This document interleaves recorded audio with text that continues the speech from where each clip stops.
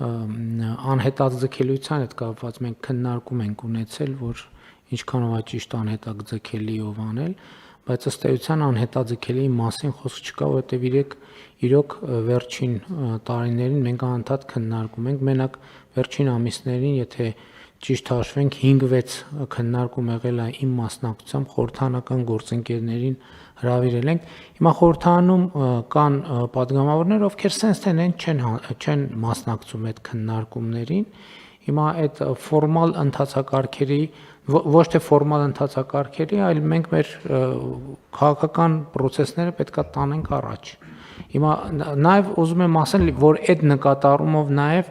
ընկալում ա եղել, որ գուցե հունվարի 1-ից պետք չի ներդրել, այլ ավելի ուշ ժամկետներից, ես կողմ չեմ դրան։ Ընդ որում նկատառումն այն է, որ պարզ է, որ մենք բոլորս ունենք որոշակի լարվածություններ, մտավախություններ, համակարգը ոնց կսկսի աշխատել, բայց մեր փորձը ինչ է ցույց տալիս, որ ցանկացած չկա տենց պրոբլեմ, որ չգնա եւ պրոբլեմի չհանդիպի։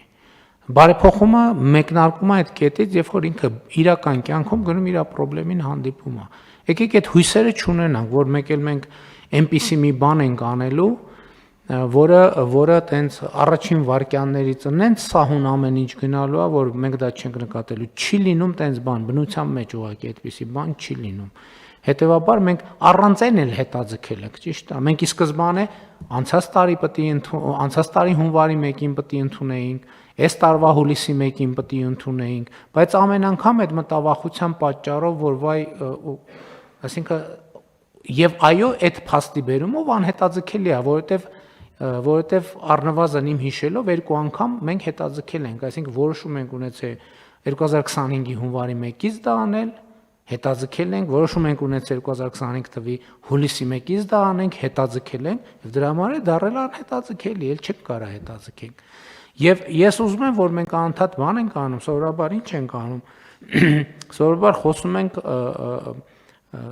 եւ դա ինչ որ առումով բնական է, խոսում ենք համակարգի